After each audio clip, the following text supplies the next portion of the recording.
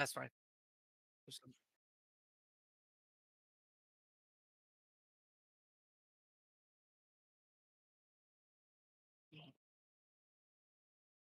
Good evening, ladies and gentlemen, and welcome to Atlanta Motor Speedway for Racers Elite right here on Ghost Racing Network. I am Mike A. Taylor. I am your color commentator this evening, and your main broadcaster commentator is going to be the one, the only Bryce Cobbler. We are we are in a hold at the moment for here on the network. We are having issues getting our feed over to um, getting the feed up and running so that you guys can see. But while we are waiting for that to come up, let's go ahead and go over our quick starting order. Your lineup for today's race is going to be Troy Thomas, Daniel Jackson on the front row, Truth Hoke, and Terry Fennell on the second row. Matthew Monick, Barry Nelson in the third row. Fourth row, Jesse Fox, Andrew Teft. Fifth row, Frank Chavez, Stephen Blevins, Austin Norris, Brett Bray in the sixth row, Kirby Wayne Scott, Alan Carter, and seventh row, Jack Kelly, Mike Fudge, and eight, Timothy Yazbrand and Steve Casel in the ninth row, and rounding out the field is going to be Trevor Fettig and Steve Vest in row number 10. You guys are unable to see anything, but it's all right. I am going to call this to the best of my abilities here, ladies and gentlemen, as the drivers are now getting ready to come out of turn number 4. Pace car is off, and we are getting ready to go green right here at Atlanta Motor Speedway, and the green flag is out, and these cars are roaring to life here on the front straightaway, coming now up into turn number 1 for the very first time. Troy Thomas in that number 3 got a decent head start with a good push from the 55 of Truth Hoke as they come out of turn 2 for the first time. Everybody else still side by side as they come down the back straightaway. Side by side for the third spot, you got Matty Monick and Danny Jackson up there fighting for that third spot, and then right behind them you have Jesse Fox and Terry Fennell running side by side right behind them as they come to complete lap number 1. The front 5 are now currently single file as they come through turns 1 and 2. Still hanging strong on the outside is going to be Danny Jackson and Terry Fennell up top. And now Fennell will go ahead and get down, and that will leave Danny Jackson hanging by himself on the outside, falling back to that sixth spot. And here comes Barry Nelson in the 196, not letting him down. So it looks like Fennell is going to lose many spots here just on the third lap. And now your top 10 are now single file as they come down the back straightaway here once again. Everybody in line in a single file formation going through turns 3 and 4. No one yet stepping out of the line to try to make an attempt out for a pass. Early on in this race, and we do have 130 laps total in this race today, and we have now completed our third lap. Single file formation, but we now have one driver making his way to the outside. That was going to be uh, Barry Nelson in that number 196 Skull Chevrolet, but he decided to go ahead and drip himself back in line. It seems like today one of our biggest issues we're going to have is coming through this tri-oval. It seems like everybody cannot hold their line very well, and they all drift up the track through the tri-oval. So that is something that we're going to have to watch as these laps wind down and coming into the final maybe 30 laps of this event. Remember, ladies and gentlemen, the new pavement here at Atlanta Motor Speedway is more of a super speedway style. And so these cars, they don't get spread out like they used to on the old surface. And so we are seeing more of a Daytona Talladega feel as these cars still continue to run single file down the back straightaway. Nothing has changed here in the past 3 laps. Everybody now's just hanging out single file. We're going to take a look here and see who's going to be the most strongest today. As we have Jesse Fox making a move on the inside of Matty Monic. As Monic, he drives to the outside, falling back. And he is now getting passed here by Andrew Teft. And here comes Terry Fennell. But the 196 of Barry Nelson up top now right behind Monic. And they are now trying to make their way past Danny Jackson for that 6th spot. But they're perfect. All right. Sorry about that, y'all. I did not update this main PC. That was 100% on me. I got home about an hour before the race started, and I realized, wait, this isn't updated. And I went to update it, but I've got so many tracks on this that I don't use that I just hit select all because I was thinking, oh, it'll get it done before, but evidently not. So thank you for taking over for that, Mike, because that was going to be bad if I couldn't do anything at all. But that is 100% on me. I did not think about that to begin with. Yeah, no problem. I absolutely love doing this. So even if it's just a radio style, just like I was doing versus, more commentary broadcast style where everything's a little bit more relaxed because the viewers can actually see the action. To me, I love calling races no matter what it is. So it worked out for me. I mean, I'm just saying. Yeah, I was just sitting. I knew it would take an hour, and I was just sitting there thinking, man, this is gonna get easily done. And it got done. Then it had to go through and verify every single file in it, and that's just what took it so long to do.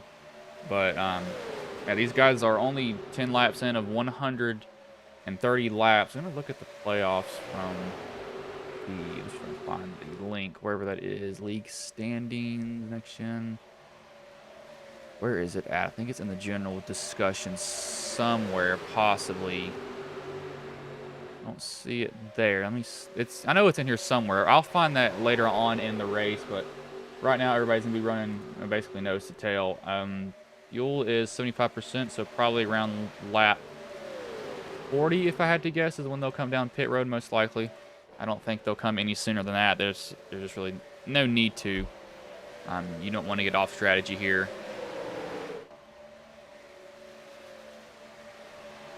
Yeah, absolutely. Again, this race is very similar, to how Daytona Talladega run now. As you see, we now have a change for the lead. Truth Hope take over that top spot. And this front 6 or 7 here are starting to get a little bit racy, as you see Danny Jackson still stuck on that outside and coming out of turn number 4.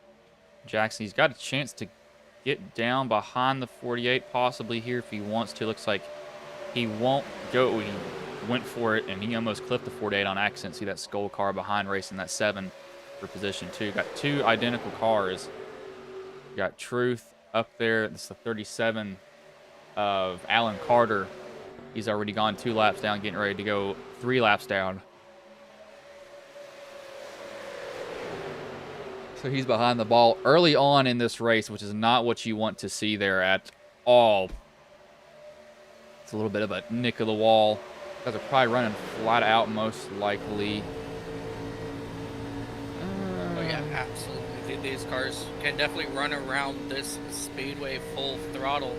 However, also at the same time, you don't want to be full throttle if you're following behind somebody, because you also want to be on pit road.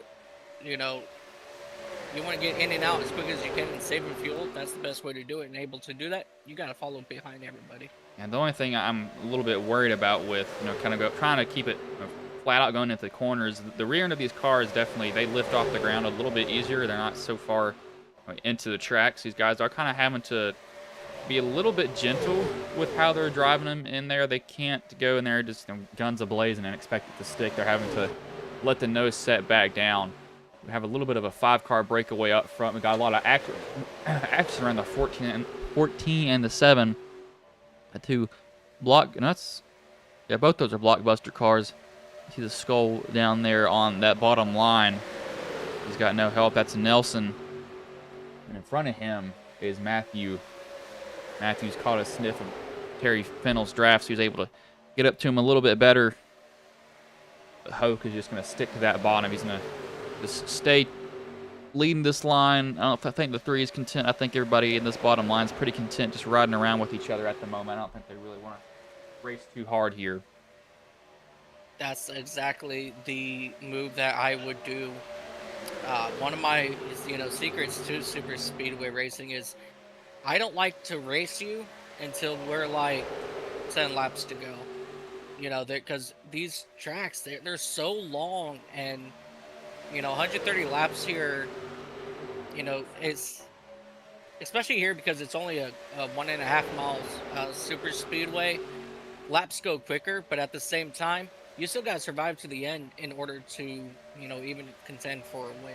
So running single file is definitely the way I would go this early on in the race. You don't want to get taken out early on and not have a chance, even though kind of the results are saying if you get taken out at the end, you end up with a bad finish. But these guys will race differently as the race progresses. I do expect it to change. The 14 to 7, that 13 is trying to get to that 7's quarter panel. He's gotten there to a little bit of a certain extent. He's gonna be able to side draft up to him, get a run down the front stretch. He's gonna be able to kind of shoot to the bottom also. He will easily get that position. The 7 needs to find a way to slide in because he is bleeding positions right now. And Norris is going the wrong way at the moment. He needs to find a way to get back to it. So 48 of Matthews jumped up into that high line. Trying to bring Nelson with him. Going to go around the outside of Terry. He's going to get that position here probably off of 4. Terry's got the draft in front of him. Yeah. The top 4 now run single file. I wonder if these guys, if the front 4 can work together and start to pull away from the rest of the field as those running in 5th, they're battling it out back there side by side, and that kind of hurts the momentum there for those drivers for the rest of the field. So I wonder if the front 4 can get themselves back single file and start to pull away from the rest of the field, as there is a small gap starting to form. Oh, the 50 got a big shove in the rear end from Jackson. Saw that rear end slide around. I don't think he even had his tires on the ground at that point, but he kept his foot in it. Luckily, he was able to not wreck it there, as Nelson will get to his outside, as Matthews actually gaining on this front group. That's a little bit surprising. He's doing it on his own. He needs to probably tuck back in, though, and decide to, hey, let's actually kind of just draft up there. He needs to come down in front of Fennell. It looks like he will do that. You see another car staying high. It looks like at Steve Vest. Gonna go 1 lap down here now, so he needs to tuck in, get in line, get behind everybody at the moment. Absolutely, in this race, for it, being just, so many laps in, coming up here on just about 109 laps to go. Even though they've been running single file, I'm actually really enjoying the race right now, because everybody right now, they're all racing smart, and I love it. You see most everybody is on that high line. Matthews, he's the one that's not running the high line, though, and he's just trying to make it on his own, and he's getting up there to a certain extent. He gets a pretty good exit off the corner. He's able to kind of make a pretty decent run, as he's going to try to make another pass here. Not side drafting too hard against Teff, so he's not like doing it too aggressively to where he's about to turn it, but he definitely is venturing up there just a little bit to see if he can get his nose the outside. He's actually going to lose a spot there to Terry because of that move. Yeah, I had a feeling that might come back to bite him. Yeah, he's definitely going to drop a couple positions here and then drop right back down in front of, I can't see what that is, the 15 looks like. And, he's now going to sit single file once again.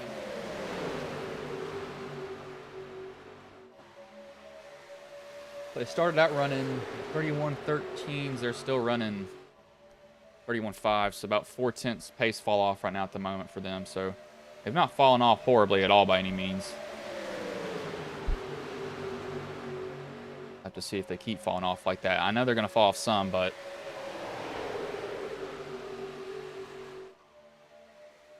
Matthew's still, he's going to go right back up to that high line. He's done that again. He's trying to stay dedicated to that line. He wants to run it by himself. It's working to a certain extent, but I think he's actually going to be fighting to keep a position here. Barry can get up to his bumper and help him. That will be a big benefit to him, but he's just not up there to him yet. Yeah, absolutely, and it's definitely going to take some time, you know, to get them, you know, get it right. You know, I haven't driven these cars yet. I haven't driven one of these things since 2004. So it's been, you know, quite a while since I've actually been behind the wheel of one of these machines. But if they handle exactly the same way that they did back then it's going to take time for them. Oh, Matthew, he almost come Big. down to the 13. I don't know what happened if the rear end just lifted coming off the tri-oval there, but he was coming down and hunting that 13. But something happened where he just got extremely loose, or he just forgot where he was or something like that, because he almost came down and cleaned out the 13. Oh man, that made me tense up, and I'm not even behind the wheel. He's not going to give up trying that high line. He's going to go right back to it instead. I almost wonder if he's putting too much on that right rear tire and it's just starting to slip on it, because that was a really, really loose condition for him.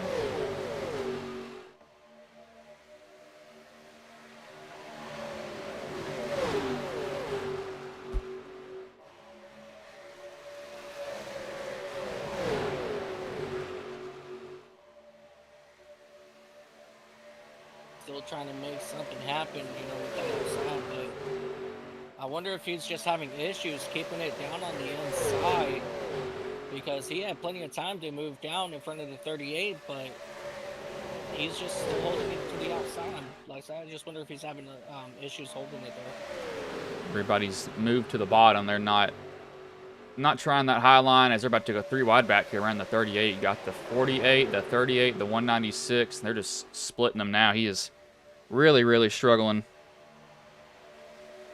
Trying to make the pass on his own just didn't work out. We're 30 laps into this race, so probably about 10-ish laps. We'll start seeing some pit stops here soon, most likely.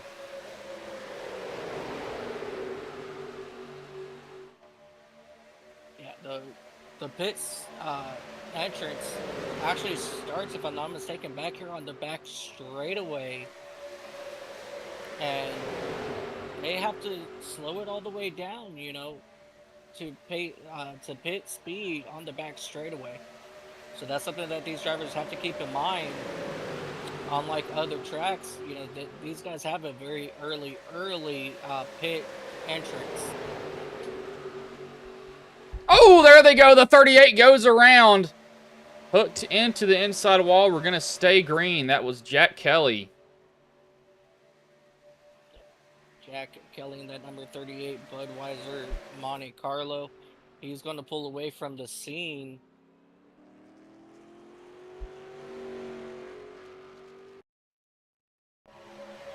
Let's go back here and take a look and see what happened. It's like just came down in front of Matthew. Matthew got up under him, and I don't know if he knew he was there or not, but he just came down on him. Yeah, but he tried to come in where there was no room. And that's very unfortunate here for Jack Kelly, as the field is going to quickly catch him. And this can be either good for him, or it could be really bad with pit stops coming up here. Yeah, I think for him it's not going to work out too well. He's going to have to try to fend off just the guys behind, you know, coming up on him. He's going to have to probably like throw a little bit of a block or jam him up so he only goes 1 lap down and he's able to, you know, fall back in line, and then hope a caution comes up, because if it doesn't, he's going to be in a really, really tough position here. Oh, absolutely. I have no doubt that there will be a caution probably here at some point, but I mean, obviously, we don't want to see a caution. We hate seeing, these drivers get into those hard crashes. And luckily, Kelly there, he didn't take that much of an impact to the inside wall, so he's still able to continue. So obviously, with it being super speedway, there's still that opportunity, but you never know. We actually may go caution free.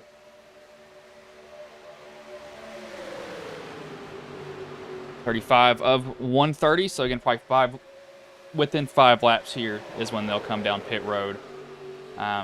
You might be able to go a little bit longer, maybe. We'll just have to find out.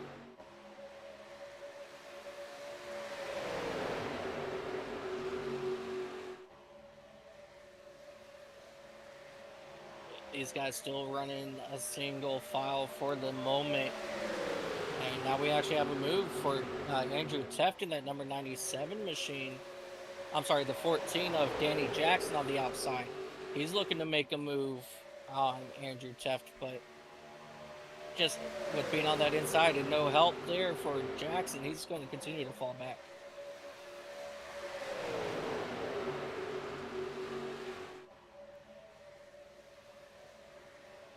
See, everybody's on the bottom. We got a little bit of a second group back here. This is around Fudge, Castle, Bray, Eisbrand, and Fettig. They're all running back here. They are 10 seconds behind, and they're about a tenth off the pace, so they're losing a lot of time. And as you saw, they were not, in really good formation, and that's probably a big of the reason why that they lost this front pack is being, not in formation. In order for the draft to work, you gotta be single file, and being all spread out the way they were, it's not gonna work. Yeah, they actually were about 2/10 slower that lap as a 38.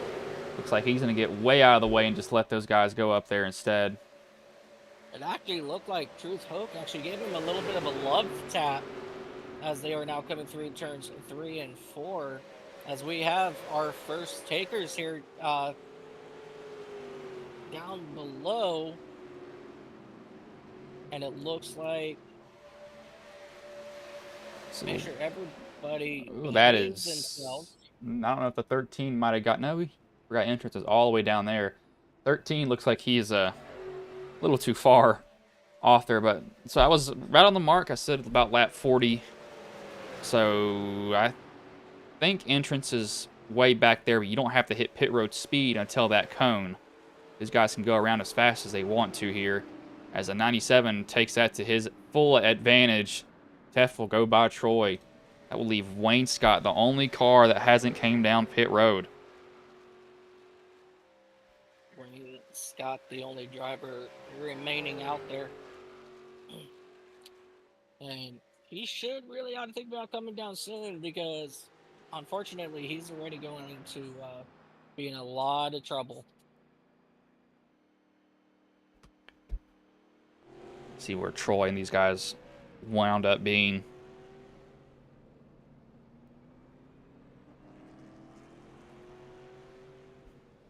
They're going to merge most likely. Oh, we got two blacks actually. Fudge and Eisbrand. Got to be a pit exit penalty most likely, so speeding, so they'll have to come back down pit road. And more issues for Kelly Jack. He also just picked up a black flag as well.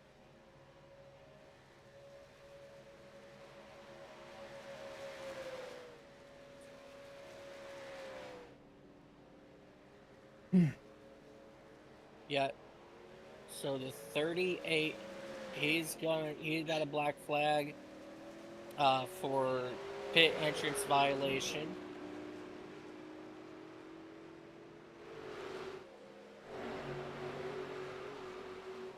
See Hoke getting to the outside of the 7-7, a little bit loose there. So I wonder if there's a little bit of side force at play here on these cars because they are not as stable as I thought they would be. They go around Wayne Scott. And it was a speeding for the 92 and the 2 of Mike Fudge and Timothy Eisbrand. I was gonna say that's what I thought it was. Just looking at how They were when they got it, I didn't see it when they came in. I saw it when they came out. So that was a big factor for that. But that second group they're really broken up now. Really, really broken up. With multiple cars a lap down. So they'll probably come down around lap 70 most likely. I got somebody. Let me tell you. No worries. As we see Andrew Teff is still out front leading this pack.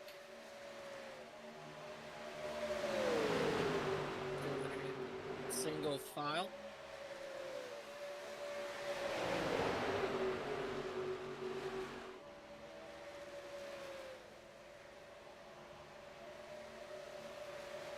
All right, sorry about that, y'all. I'm back. Somebody sent me a video. Didn't know what it was, and I had to read that really, really quickly. No, but what are you seeing so far right now, Mike, in this race? Because it seems like it's pretty calm overall. Absolutely, just all these drivers are doing everything right. You know, we did see 3 issues. You know, that first round of pit stops. That's unfortunate for those drivers as they're going to go multiple laps down now. And for the most part, this front group, they've got themselves together. And as of right now, they've got a good 17-second lead on that second pack. So your top 10 running very strong, nose and tail, single file. They're doing everything right. Everybody else, they need to get their driving together, because if they don't start working together, they will definitely not have a chance to win this race at the end of this event.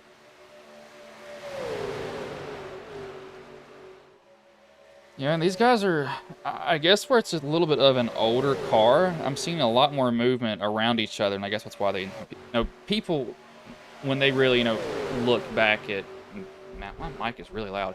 When they really look back at NASCAR and think of, racing, I think that they picture this car at super speedways. Good Lord, the 14 just stepped out everywhere. I don't know how we did not wreck that car. The 14 has been getting loose the last, 3 laps from what I've been seeing. I wonder if he's having some lug nut issue possibly on that number 14. Yeah, he is everywhere. They're getting ready to pass Trevor Fettig and that 7-Eleven car that's hanging around the outside there now. And he's going down. Yeah, these race cars are definitely a lot different than what we're used to seeing in today's NASCAR cars. These cars, they do line up a little bit better than any other car that I've ever driven, but they're just, if they handle the same way I remember them handling, they weren't exactly one of the easiest cars to drive, back in 2003. So them being all over the place, it doesn't necessarily surprise me, but at the same time, you need to get yourself racing correctly so that you can master the art of this car. These cars definitely seem to be a little bit more of a handful, just not that much, front end grip on them. So we'll just have to see how they handle as it goes on, because they probably got about 10-ish laps on their tires at the moment, so they're going to be going a little bit looser. Some may get tighter. If you're loose, you can move up a little bit. That 7's left the door open. There he goes. Yep, like I say, Norris left the door open for Matthew. Matthew just took it there. So I was waiting to see that just shut on him. And it definitely did. Yeah, if you don't have any intentions of getting out of line, don't even, let your car move out of line, because somebody will take it real quick because they want to keep moving forward themselves. That 7 lost about 3 or 4 positions because of that, so he is definitely probably not happy with himself leaving that bottom open, knowing that he did that there. But Absolutely, and hopefully he can stay in that draft. And it looks like that he's currently holding on to the 7-Eleven draft at this point in time. If you take a look at the front of these cars, you mentioned the front downforce. Uh, you know, these cars, the front of their noses are pretty much flat. So like as soon as you hit the air, it becomes a immediate parachute. Unlike the race cars you see today, they're a little bit more you know flowing for the air. But as soon as the air hits the front end of these cars, it is a big parachute, and that's part of the reason why there's just not that much grip on the front end of these cars, because instead of pushing the car down, it pushes the air around to the side of the car, unlike the car that you see today. and one thing that I've noticed, I've started watching NASCAR, late 2010s. I'd been a fan for a while, but I never watched a race. But um, actually not late, early 2010s. Those cars at that time, they were even the Gen 5, I believe this what was that Generation 5? Let me see what it was. The ones with the wing on the back. No, not Gen. It's not the. It was no. Did they when they took the wing off? Did they call them something else? Or were they still Car Tomorrow? Oh yeah, that was the car of tomorrow. Let me make sure. Gen 6. They called him the Gen 6 after they went from car of tomorrow. It was. What was the one before that? Crap. It's not Gen 6. Yeah, because you have these ones here, which is Gen 4, and then they went from the Gen 4s, I believe, to the car of tomorrow. Hold on, I'm looking right now, actually. It was. Wow, that's a great name for it. So, it was literally the Gen 5 is what I was thinking when they took. Yeah, so that's what it was. When they just took the splitter off. I was really thinking more of the 2012. That's what I was really thinking about. Those. Oh! Oh, there! I was gonna say Big I trouble. didn't see because I was looking on the other screen, but I saw that bump happen. Who was that got hit out of line? That was a 14. Massive hit there for the 14 of Daniel Jackson. I was about to say, coming out of turn 2, he got into the rear of the 97, and then all of a sudden he just got turned going down the back straightaway, getting ready to enter turn number 1 or turn 3. It's weird there.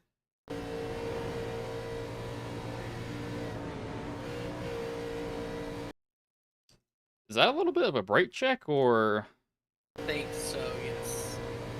You just see the front end of the 97 just like bobble down to the floor or the racetrack, and then that just made I want to see. 14. Did he get hit before that, though? Before the brake check, yeah, he got hit coming out of turn 2. The 14 just got into his right rear just a little bit, and then just about 3/4 of the way down, he just gives a little brake check. Yeah, what I was thinking, though, I thought that, maybe his rear got lifted up off the ground and he had the bell out of the throttle, but I do think that was a little bit of a brake check there that ended with the, 14 going into the wall. Not a good thing to see, though, at all there. No, that was definitely not good to see there. I will let you keep going.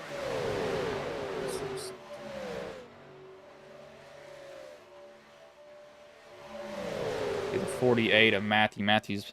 He's been kind of up and down this whole entire race. He was trying that outside line by himself. He didn't have anybody going with him. Now he's finally got somebody up there with him now at the moment. So we'll just see how it goes for him.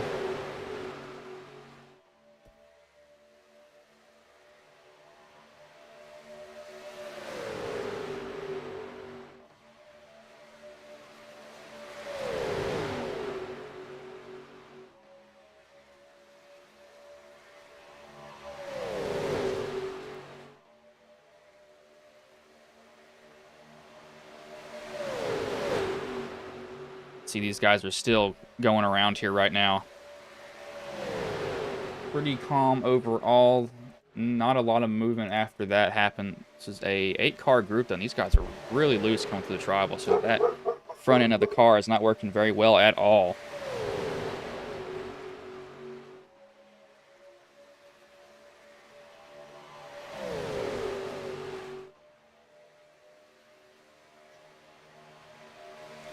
Yeah, I just went back and listened in on the radio of who was that? That if you're talking about the 14, that was Danny Yeah, Jackson. 14. Yeah, I went back and listened to Danny Jackson's radio, and he was not pleased at all with what inspired there on the back straightaway. Yeah, I mean, I don't blame him. Just kind of looking at it, I was really confused what happened there, but I definitely can see where his frustration came from for sure. I'd be kind of mad from that point onwards because these guys are going 180-ish, down the back stretch there, and he's just in a brake check out of nowhere, and he really can't do anything after that either, just because, he's got a car behind him. The car behind him can't really tell that, there's going to be a huge checkup. It's all just reaction based, and some guys just don't have that fast enough of a reaction to, not run into the back of somebody. You're not really expecting it either. Yeah, that is very true there. You're expecting the leader of all that, to be on the gas. But we are still green flag racing here. We have 66 laps remaining here at Atlanta Motor Speedway. And we have your front, 7 cars still running single file. Actually, a very nice, beautiful single file compared to the rest of the field.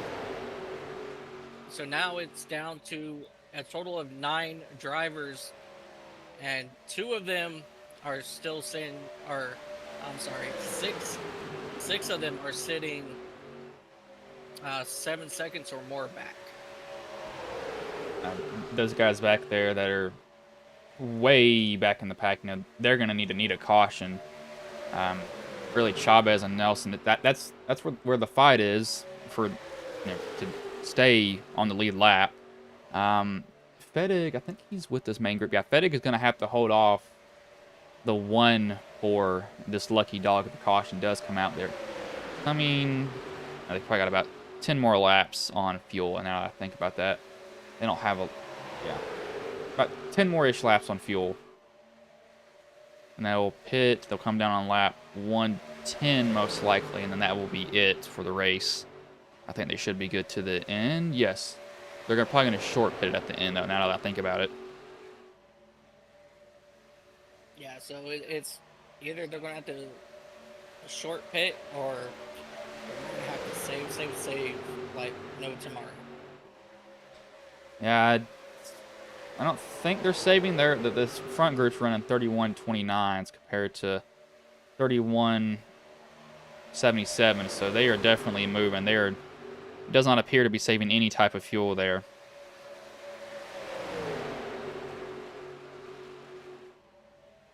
The 14 gets high there, out of the way. The 7 goes down to the bottom, almost a little bit loose there.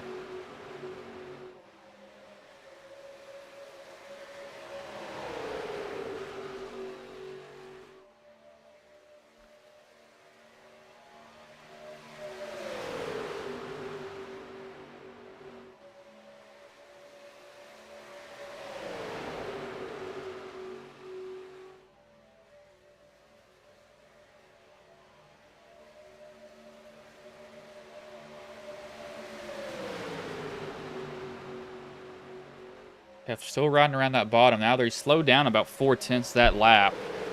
I don't know if they'd be saving a lot more fuel running that pace because they're definitely still going. I'm noticing a lot of tire marks when that sun hits. I don't know if that's just added in on accident. That's kind of odd to see looking at it like that. 7's trying to look for a spot on Hoke. 48's got a little bit of right front damage around that fender, it appears. Don't know what's happened to him exactly, but he does have just a tad.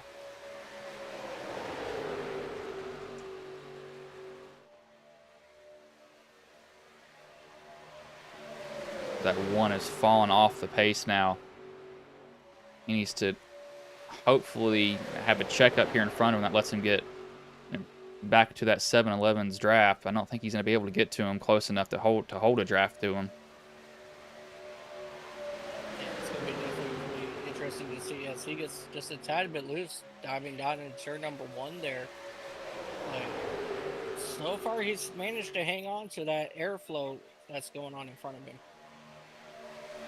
Teft still continuing to lead. Matthew, Troy, Truth, and Norris is staying there right now. They're content to stay behind him, not do much, it appears to be.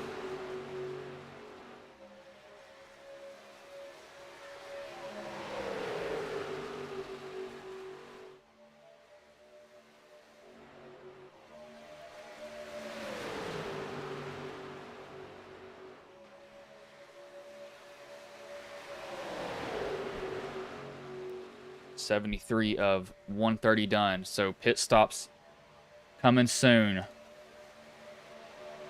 Give me just one moment. I will be right back. It's fine with me. And sorry for the late start. That was completely on me. I thought my update would get done before it. I have an SSD and everything, and it did get done. It just went through and verified all the files. So, of course, it took forever to do that. And that was 100% my fault.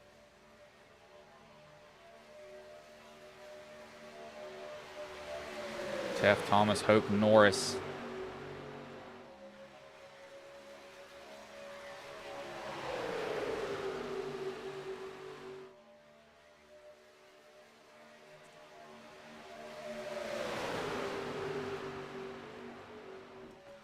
And go on board here with Truth and see if he's having to chase it up the track, because it appears that he is just a little bit.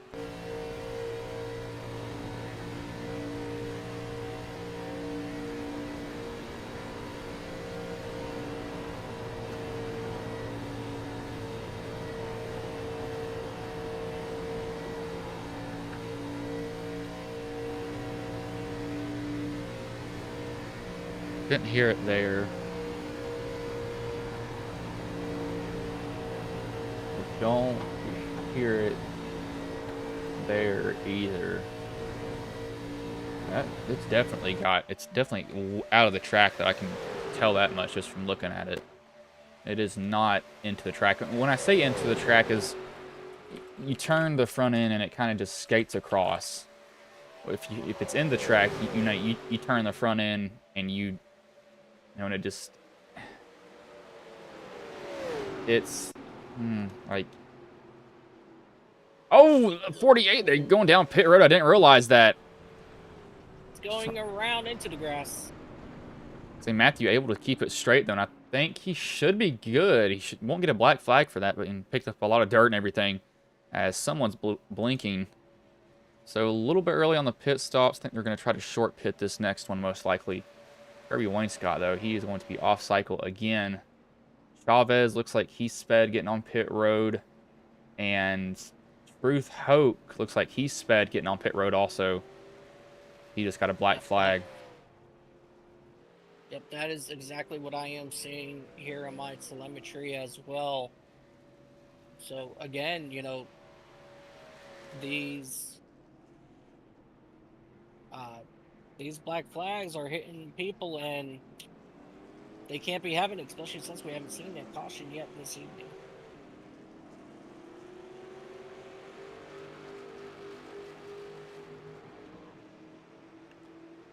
So Wainscott's going to come down pit road. That will put Fedek the lead right now, but he's coming down pit road. Teft is all the way out there on his own.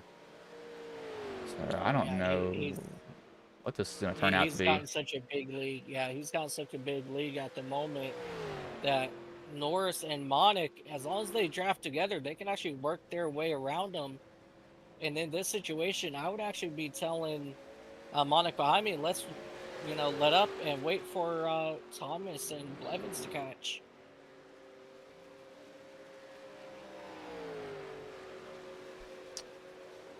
Let's see. So Teft is going to get run up on here by Norris and Matthew. He's going to have to try to break that up, most likely, if he can do that.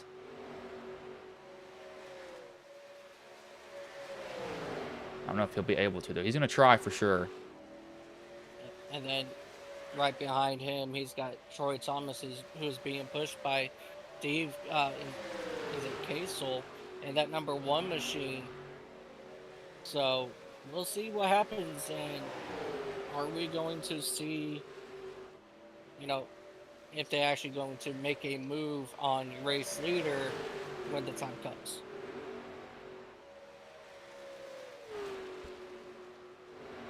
Chavez is back down pit road. Did he get another black flag? I think he just sped again. But Teft is actually holding his own. I don't know how he's doing that, but he is. There's a little interesting to see. All right, yep, now these guys are really starting to catch him, and they will get his draft here in just a couple seconds. And so that's going to pull Norris and Monic right to his back bumper. So we will see how this all plays out as we now have just under 50 laps remaining in this event.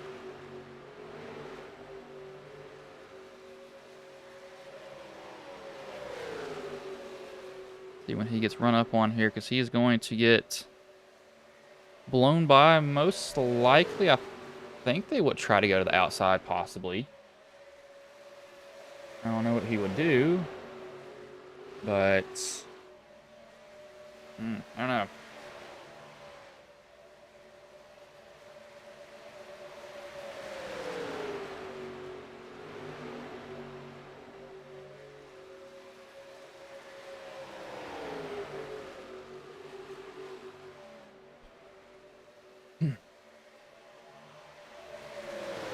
So it seems they are just going to park it right behind Andrew Teft.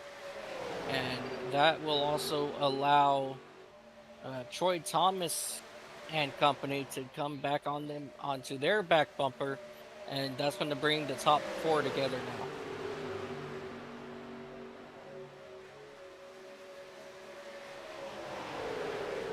Yeah, Scott Blevins over in that 5th spot. He's going through turns 1 and 2 now, and your race leaders are heading into turn 3. So 5th place is about a straightaway back behind them, and so right now it's a race for the top 4. And huge contact for one of the cars in the back.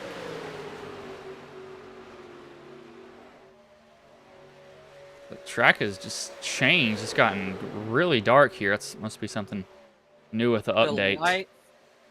The lights are now coming out. I don't know why it yeah, that not sure why it changed that heavy, but yeah, that went from like orange to like dark black immediately. That's a little odd there. They may need to smooth out that transition, but we got 77. They pit at like 40 last time. They'll be coming down at 100, and that should get them to the end most likely. I don't think they'll be short after that. Yeah, so definitely one more pit stop for everybody is definitely in the cards here. So now it's going to be up to the top 4 not to make a mistake getting down on pit road.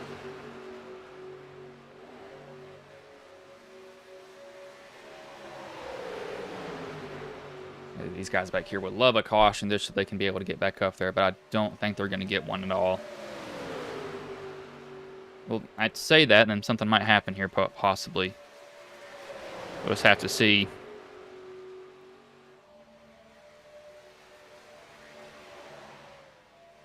Yeah, we all hate to see it, but at the same time, we all wish to see it.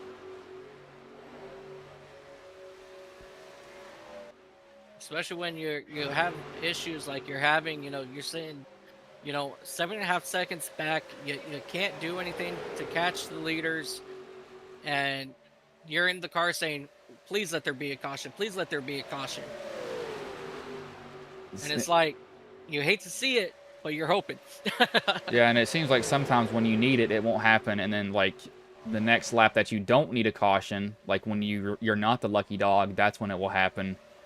That's just that's one of the more frustrating things to see is a caution falling when you don't need it, like the lap after that. I agree with that 100%. I've been doing this for 15 years, and let me tell you, when I need a caution, I never get it. Never.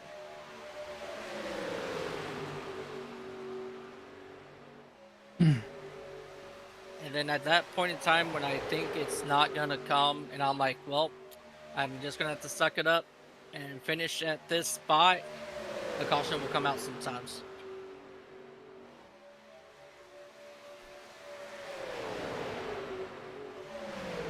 Well, these guys are racing though. They're pretty well spaced out. If the caution's going to happen, I think it's going to be because somebody gets turned off of somebody's front end.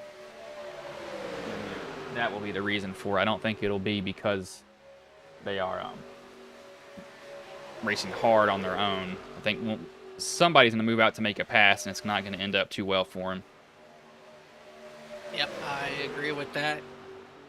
We now have 5 cars in this front pack here. And 2 of these cars are not on the lead lap. Or one of these cars is not on the lead lap. I'm going to say it's the one of Steve Castle who's been able to hold on to this draft, and he's got to keep his foot down so he can stay in it and be the first car 1 lap down. And hope that the caution comes out when he needs it. Yeah, absolutely. Agree 100% with you there. And, I like what he's doing. He's just hanging out behind the race leaders at the moment, because we see it time to time again, some lap down car drivers, they'll come in and just, mix up with the leaders and then usually 8 times out of 10, it's the lap car causing a big issue. So I really like what I'm seeing out of the number 1 car is just hanging out back here behind the front, from the front 4. So they're probably about 7 laps away from a potential pit stop. They pitted at lap 77. Everyone was 4 tires and fuel there. So I need to see how it goes for them. They take fuel only. If they take 4 tires and fuel, I don't know what you would do there. I would think that you would need to pit and take tires just the way these cars are handling with the tire wear. I mean, if anything, I would come down and possibly just get right sides. That'll be enough time, to fuel my car from probably just about a half a tank. Oh! And we do have a caution. What is it for, though? It's the 37 of Alan Carter. That's what it looks like. Ooh, the 38 just drifts up into him. 7-Eleven's involved, innocent bystander. That brings out a caution in a weird spot. They're not good on fuel. So they're going to be really close, and we're going to have people who come down and top off 100% because they could run a little bit half throttle and try to make it. I don't think they will be able to make it, though. Yeah. Going back now, taking a look to see what happened. And it looked like the 38 just got into deep, drifted up into the track. And got into the rear bumper of Alan Carter there and just turned him around right in front of the 7-Eleven car.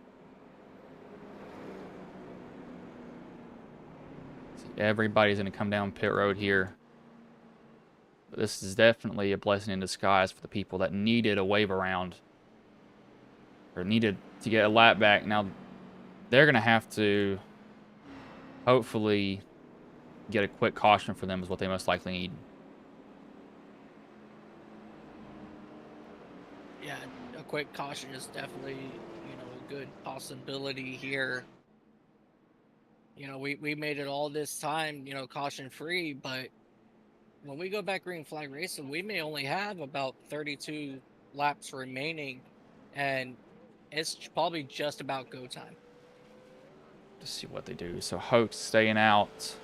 Vest is going to stay out. That's a little interesting. Would not have stayed out.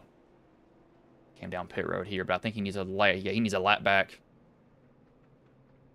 He should be on the lead lap. And he'll be able to come down pit road and get that.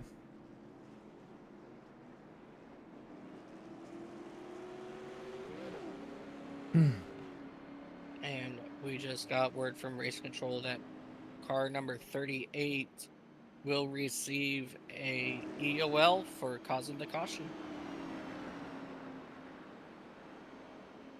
Say I had a feeling he would. I don't think that was intent. I think that the car just got away from him when somebody got to his outside, and he just got really, really loose. Just a lot of side drafting there that just took off him.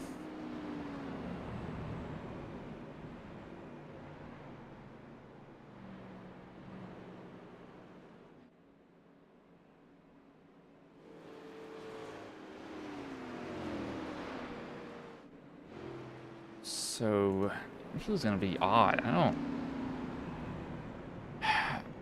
I don't think they can make it on fuel.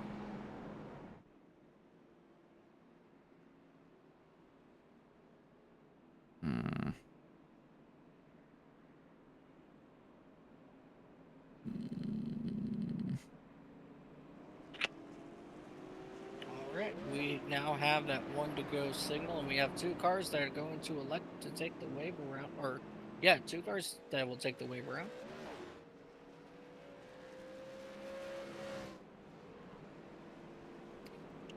So that will put 7 cars, or actually 8, back on the lead lap. Truth, the last one that got back on the lead lap. Steve Vest is rolling down pit road. I don't know why. But he will get a black flag for, I think, entering closed pits. That's definitely very unfortunate there for Steve Vest. As entering a closed pit. Actually, I think that just might be a EOL, I think.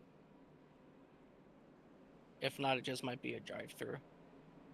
I have to see. Lights are off on the pace car here, so I'm going to have to look at their times and see if they actually, go down or if they're just going to be running full speed. I don't know what's going to happen.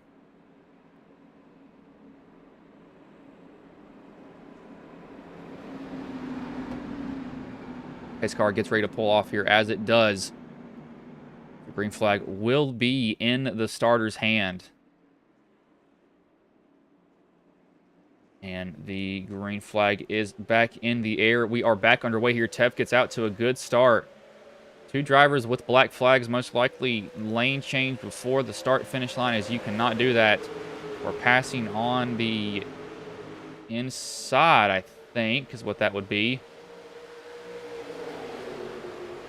They race off of 4 here, off of 2, and it stays single file. They may be right on the edge. It depends on how much they were saving under caution. I'm on board here with Taft and just listen to his throttle input.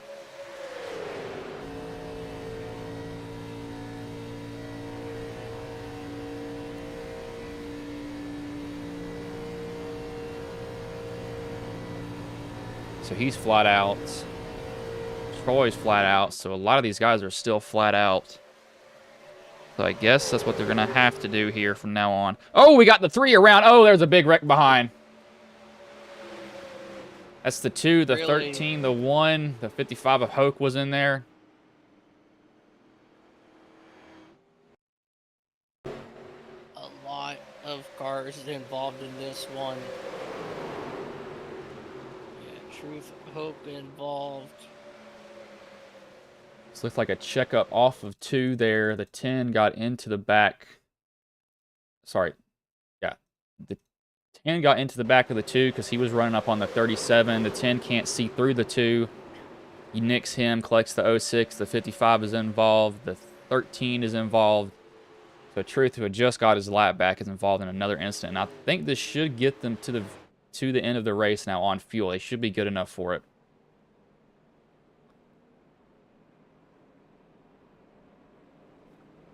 Need to see. I think they should be good. Yeah, a lot of good cars I feel were just taken out of this one. Remember about that quick caution that we were just talking about? Yeah, that's exactly what that was. And this should give... Someone's going to get the wave run. I'm not sure who's going to be this time just because of all that we just saw happen there. We'll have to find out. What do you want? Come here. Come here. All right. This guy at work came home. I'm casting the side of the road and one of them's meowing at me. Took 2 of them home. 55. Yeah, I think he's got a fast repair. He's got a lot of front end damage more than anything else. So he should be good for a little bit. And it looks like it's going to be Terry Fennell who gets the wave around. So that should put him... That'll put him on the lead lap. It couldn't hurt to come back down and top off if you were him. I think that wouldn't be a bad idea. No, not a bad idea at all. I would definitely do that. You know, 100% I would do that. But that will now put him back on the lead lap. Now we have... Well, at the moment, 9 cars on the lead lap. We just have to wait to see if any of those incidents took any cars out, which it does not seem to be. Surprised that they're not turning their car off and coasting. They must be good enough on fuel that they feel comfortable to do that. I'd still be saving. I don't know. I don't trust it at the moment with the fuel. I think that they're still going to be close on it. Oh yeah, I definitely agree with that. At this point, I would be on my fuel saving mechanism.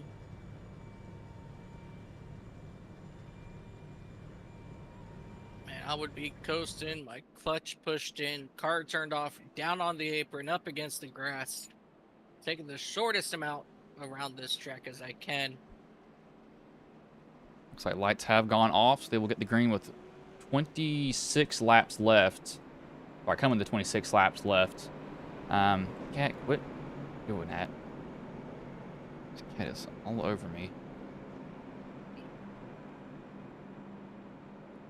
But Dad, give me attention. Heck, I don't even know where the other... I've got...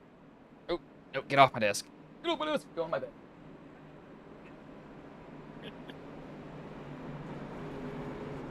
We got a 9, 3, 48, and 7. Yep, we are going to get ready to go green this time. Andrew Teft on the inside, Troy Thomas on the outside, Matty Monick inside, Austin Norris, Stephen Blevins, Barry Nelson. That is your top 6. Your front 3 rows for this restart here, coming up on 27 laps to go. And let's get this to the end, guys. Let's show these viewers some awesome racing here. Let's have a good old time. Let's get that blockbuster back into victory lane. The pace car does pull in. Starter's going to have the flag in his hand, and the green flag is in the air. We are back underway here. Andrew Taft once again gets a really good run as Thomas gets down in front of Monick, and that will set out your top 3 single file, and now top 4, and now for 5th they are running side by side. We got these guys running 1, 2, 3, pretty even at the start. We do have somebody hopping up in that high line But the first car that is really a factor here will be Fennel. Fennel's buried in the back, so he's going to have to make his way up there on his own. That's the 50. And so far, he is not making any moves right now at the moment. Kind of stuck behind the 10. Got the 38 on his outside. The 38's not a lap car, or lead lap car, sorry. So he's got to make some moves here. Yeah, if you don't have any friends, it's going to be hard to get back to the front. And that pretty much goes for almost any, restricted plate super speedway race that you do. So let's wait and see and find out, what Terry can do back there in that number 4 machine. We see Truth up here. Truth was just involved in that last instant, and he's popped his fast repair. He's got that car going back up here. So we'll need to see if he's able to hold this position or if he's able to make a little bit of a move up front. I think he will be able to make a little bit of a move up front. Just depends if Nelson will go with him. The 53, I don't know if the really going to matter with the 53. The 53 will play a little bit of a factor. He can maybe hang the 48 out to dry, possibly. We'll just have to see what moves these guys do decide to make, because I don't know what they're going to do right now at the moment. As they go down the backstretch, are still single file. I do expect within 15 laps to go, that's when they'll all fan out, start making a lot of moves.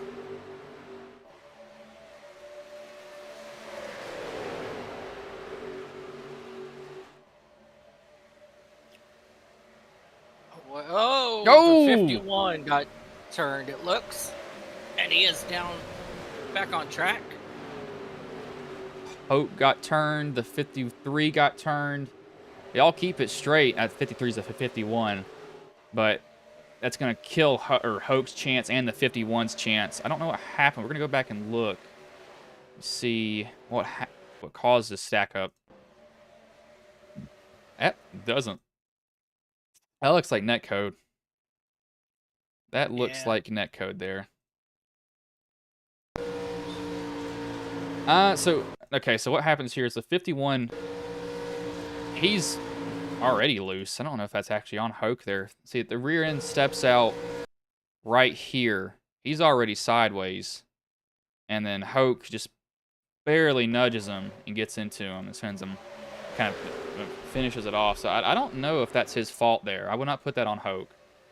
No, I definitely wouldn't put that on Hoke at all. It's just, again, it's one of those things with restrictor plate racing is the moment somebody gets sideways in front of you, they're letting off the gas and you just don't have enough time to react in these super speedway races. And sometimes that's just how it will go. But glad to see both of those drivers able to keep it turned straight and still out here on track as we have now 20 laps remaining. The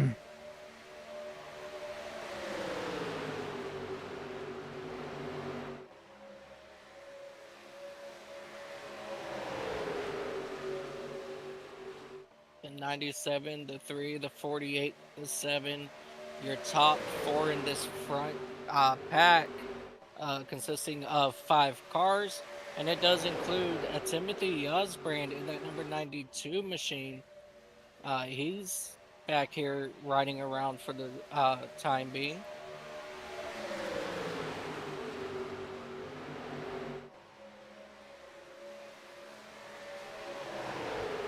Do expect, though, within about 4 laps, we're going to start making a lot of moves.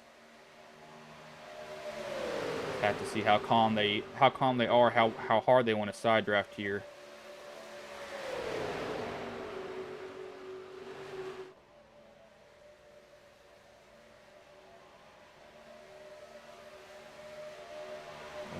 The 10, the 69 right there. These guys need to pick up the pace because they are 5/10 off if they even want a shot at it, because they are nowhere near what they need to be right now at the moment. Yeah, I'm back here watching Terry Fennel. He's now just about 3 seconds back in that 7th spot. And he's been slowly, gaining on these race leaders, but I don't know if he's going to have enough to actually get up there and catch them.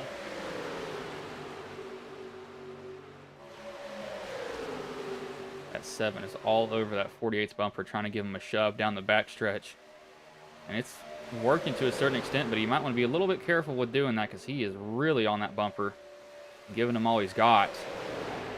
I don't know if that's going to end up too well for him, but he's going to keep trying to shove. And if it works, it works. If it doesn't, it doesn't. That 3 is getting massive runs here on Teft. If he wants to take one, he's got a shot to make a move, but he hasn't done anything with it yet.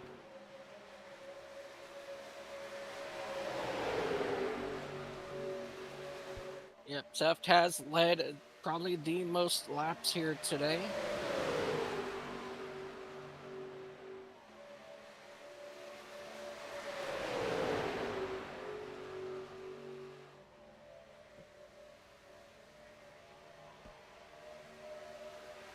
Norris gave a little bit of a look, just fell right back in line. Decided against it there.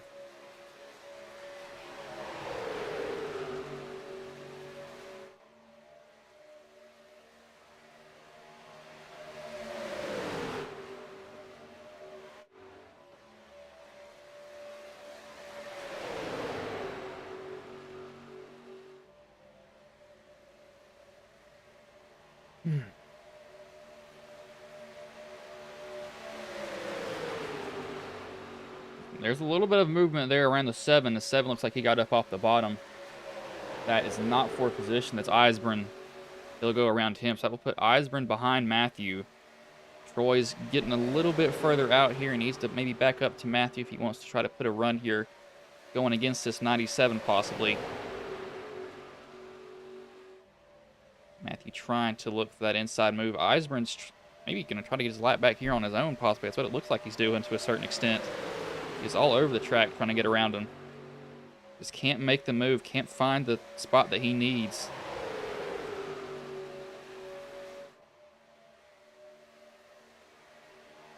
Yeah, it's definitely one of those, you know, you got to time it just right moments. And if you do it wrong, then you're not going to be able to go to the front. Instead, you're going to find yourself all the way in the back.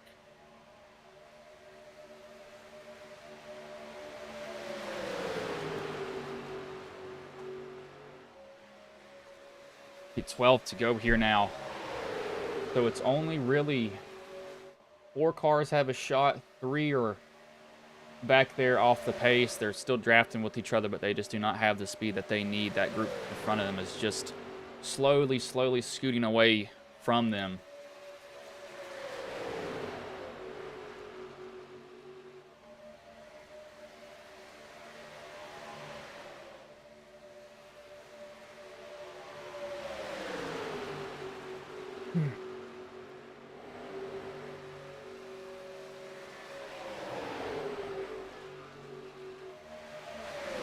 Tefty qualified on the pole, hoping to hold that position. You got a lot of hungry guys behind him for it. Fudge has entered. No, he has not. That was just a false notification there.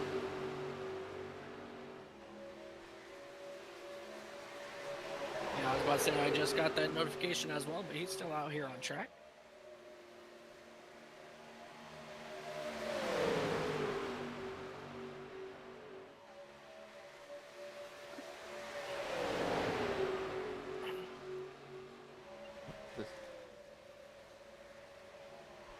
Nine to go now with these guys. It's been pretty calm this whole entire race. Not a lot of moves have been made. I would say that much. And we had a couple of wrecks here and there, but it's just not a lot of just accidents, I would say. I mean, we've had really one semi-big one, but I don't know. Been pretty calm overall this whole entire race, especially with it broken up as much as it is. It's just not on a movement as Matthew's trying to get to the inside of the 3. The 3 of Troy is not going to let him in. As soon as I say that. We are now running side by side now. Yeah, I was 8 laps to go. People are now starting to realize that, hey, it's go time.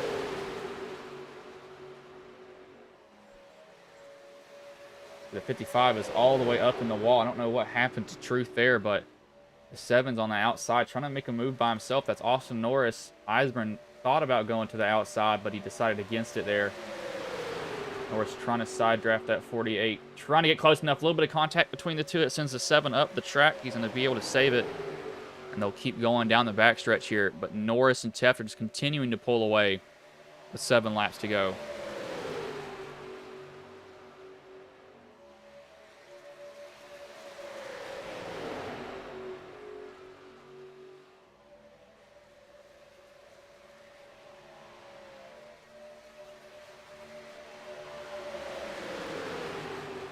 Looks like the 48 is testing the waters out there to see if anybody behind him is willing to go when he says go. But as of right now, it doesn't look like Austin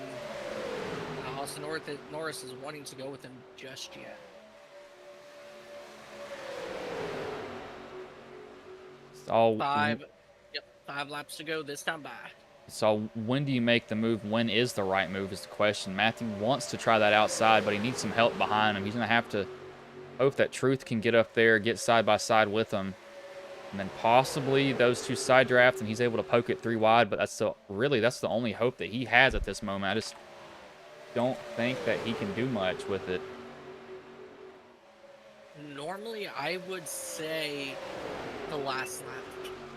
However, you don't have 2.5 or 2.66 miles to get it done. You only have 1.5 miles. You know, so you're practically taking that in half. So I would say possibly starting maybe 3, maybe 2 laps to go. That's when you're going to want to make the move. And right now, that 97 of Andrew Teft, he is a sitting duck. As Troy Thomas and Matty Monick try to come up with a plan on how they can get to the front and win this race. They're coming to the start-finish line right now with 3 to go. How is Teft going to defend this when they make the move on him is the question.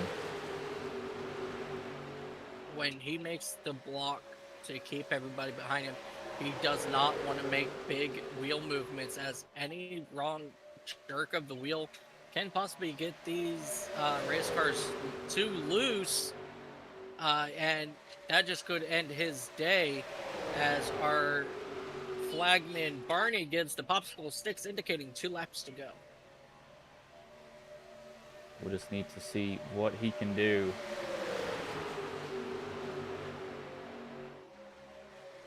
'97 still holding that bottom line. When will Troy poke his nose up under? If he can get that 97 up off the bottom, he might have a shot, or he can back up to Matthew.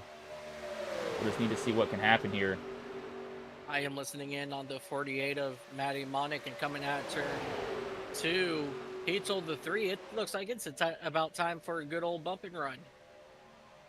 1 lap to go this time, ladies and gentlemen. This is it. Less than 1.5 miles remaining. The 3 backs up to the 48. The 48 right on the 3's bumper, but he's unable to make a move. And here comes the 3 on the inside, down a little bit down below, as he's getting himself pinched now. And the 3 all the way down on the apron, sideways out of turn number 4. And the 48 drifts up side by side out of turn number 4. And at the line, it is going to be... Says Andrew Teft on my end. That was a close finish there. Troy did everything possible. Just couldn't come home with it. He did everything that he could. What an incredible finish to this race. I thought for sure Troy Thomas was going to get there coming out of turn number 4. But Teft just had that little bit more momentum coming out of turn number 4. And I'm sorry, I kind of took the finish out of you. I'm sorry. That's fine. I was like, hey, if he wants it, I'm just going to let him have it there. I mean, you called it. The last couple laps, I get into like my ADHD gets the best of me. Watching Teft do a burnout here.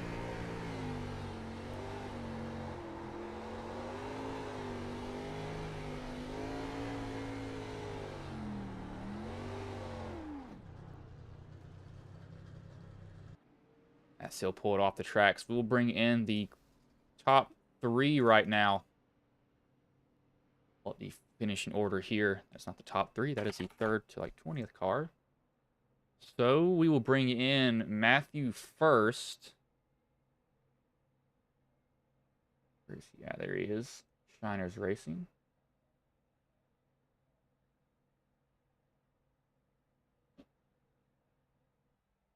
Bring them all the way up here. Hey, Matthew, this is Bryce and Mike in the booth. Got a copy, man? I do. Man, so you come home just a little bit short there, but you come home 3rd after you qualified 6th. So, how was race for you overall, though? Because it didn't seem like it was a bad night for you. No, we were able to keep up front for most of the night. It got a little bit rough there. I mean, this was a very one-lane track, so we couldn't really pass much. You really had to work your bumper and slide somebody up if you need to get around them. But we managed to keep the car in the one piece and, not really piss anybody off, so that's a good night. So how hard was it to drive these cars at this track? Because it seemed like they were not really into the ground there at all. They were kind of just floating on top of it the whole entire time. Yeah, they did float quite a bit. I mean, when I don't think any of us took tires until like lap 90 on that first caution. So the cars did skate around, but you still held your time pretty good with them. I think we're still running 31.3, 31.2s, even on 90 lap old tires. Yeah, it looked very unsettled though, but what was going through your head the last 5 laps there? Because that's when a lot of moves start to happen. Yeah, I was trying to amp up Troy to get inside there of Andrew. I know Troy's won a lot of races and Andrew's right there with them. I figured I wanted to play the upset role. I figured if I can get to the inside of Andrew that, it was a questionable move by Troy, and I know he went under the line a little bit, but it was going to be one of those, if he got DQ'd for it, then I may have lucked into the win, but at the end of the day, when you have a finish like the one we just had where nobody's really wrecking across the line, especially at a plate track, and you can actually truly race it out, I'd say that's a good race no matter where you finish. Yeah, definitely. Super speedways when you can actually finish are good races in general. But before I let you go, is there anybody you want to thank? Any sponsors you want to shout out that may have been watching the stream here tonight? Yeah, obviously you guys for broadcasting. I know it takes a lot to sit up in this booth, especially when we get a 90, green flag lap run, and Andrew and the entire, all the toughs for putting this on. For step in race control tonight, I know Chantel couldn't be here, and it prevented me, I didn't have to step out of the car and actually hop in race control. So I was just happy to be able to run tonight. So thank you to everybody that made this possible. And of course, thank you to the fans for tuning in. All right, man. Well, I will let you go. Good job at coming home 3rd tonight, man. Thank you, sir. It was Matthew. We will bring in the 2nd place driver in Troy Thomas. Hey, Troy, this is Bryce and Mike in the booth. Got a copy, man? Hey, Bryce, how are you, bud? Man, you fall just a little bit short there. You made every single move that you could. What was going through your head those final 2 laps? I was trying to figure out what kind of run I was going to do because the top never came in at all. So I kept noticing he was drifting up a little bit. So I said, all right, well, if he drifts up, I'm going to have to try it. So he did. And he came down on me, so I went below the line a little bit. But he drifted back up, and it's just hard racing. So I think I'm good for 2nd right now. So I think, but we'll see. So how do these cars drive? Because it seemed like it was just skating across the track the whole entire time. Nobody was really in the track. It seemed like the front end was just kind of there, but it wasn't doing much. Yeah, the front end wasn't in the track at all. It was like driving an Xfinity car here. It was loose. I mean, it felt like he's on ice. I mean, you had to play with the throttle a lot. That's for sure. Yeah, it definitely did seem like it was really skating. Do you think that's just this is a new track and this is an old car, or is it just something else like that? It's probably a little bit of everything, to be honest with you, because you couldn't suck up like you could with the normal cars. You couldn't get somebody's back bumper unless they drug the brake or something, So it might be a little bit of the car and the track, all the above, I guess. man. Well, before I let you go, is there anybody you want to thank, any sponsors you want to shout out that may have been watching the stream here tonight? Thank you, Bryce, for broadcasting this. Andrew for everything he does with Racers Elite. We've got our Bristol race tomorrow at 3, so come check that out on our YouTube. And my teammates, my wife for letting me do this, and just everybody's watching the stream. Thank you all. All right, man. Well, I will let you go. Good job coming home second tonight. Thank you, sir. Troy Thomas, the second place driver. We will bring in the race winner and Andrew Teft.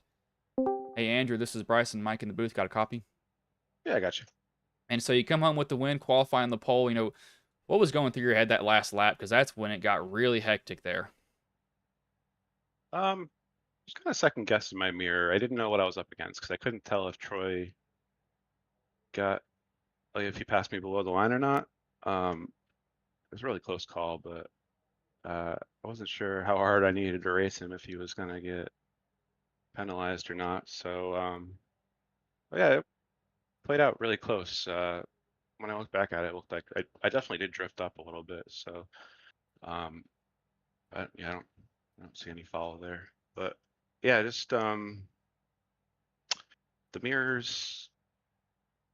I didn't think I left a car width underneath me, but I guess I did. So I guess I'm just learning the mirrors in these Gen 4 cars still. So how was it driving these cars? Because it seemed like they were just skating around the track the whole entire night. I thought they'd be a little quicker, to be honest, more top end speed, but they were pretty planted on the bottom, and it was hard to make any kind of move up top unless you had a bunch of committed guys. And I was pretty happy I qualified. Sometimes I don't qualify with these plate races, but once I saw how it was going to play out, where it was just kind of a fight for the bottom and more of a mental game than anything, I was very, very glad I qualified. And a couple pit incidents kind of helped me stay out in front. I was worried about using too much gas leading, but I think the guys behind me about spun on entry into pit road, so that kind of held the guys up behind me, and I didn't lose any spots. So, yeah, just want to thank Troy for racing me clean. He's been on a hot streak this week, and it was a lot of fun. All right, man. Well, before I let you go, is there anybody you want to thank, any sponsors you want to shout out that may have been watching the stream here tonight? Yeah, I want to thank you guys for helping out in the booth. Everybody that tunes in to watch, shows up to race, our servicemen and women, friends, family, team. And if you're interested in checking us out, just head on over to racerselite.com. You can find all of our info there. Also, if you don't mind doing us a favor, you can hit that subscribe button on our YouTube channel homepage. We're trying to get to 1,000, so everybody helps, and it's free. Just got to push one button. So thank you.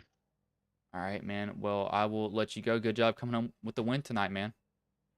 Yeah, don't forget to tune back in tomorrow afternoon. We've got a full length Bristol race at 3:30 Eastern. So we're gonna race the full length race, and then we're gonna finish up and watch the real race on TV. Should be a lot of fun. All right. Well, I will let you go. Thanks, guys. Was Andrew Teff the race winner? So Teff, Troy, Matthew, Norris, Kirby Wainscott, Nelson, Fennel, Blevins, Castle, and Fox was your top 10. Not a bad race overall. Not a lot of passing. I think that was more due to just not having the front end of the car react like they expected it, and so they just couldn't move up in that higher line. I think it's just, running an older car on a new track, you don't know how it's going to act, and evidently it does not take very well. But, how was the race from your point of view, Mike? The race was absolutely phenomenal. Again, these drivers, they showed a lot of respect for one another. And, as all three drivers stated, that bottom lane was the lane to be in. Trying to come up high in the middle, it just wasn't going to happen without, as Tef just said, you need a lot of people behind you. And unfortunately, when you don't have a lot of people behind you, you're kind of just stuck in the mid, down on the bottom lane there. But I mean, other than that, we saw one big crash and a couple minor hits into the outside wall. But it just absolutely was a phenomenal race all around. Good strategy trying to be played out between all the drivers. Couple drivers having issues on pit road. it kind of went back and forth for majority of the race, but all around, I give this race a big, probably 8 out of 10. Yeah, it wasn't a bad race overall. Definitely kind of got a little bit calm there towards, or got calm middle way, then picked up there at the end. But I'm not going to keep y'all here any longer. I will let you all go.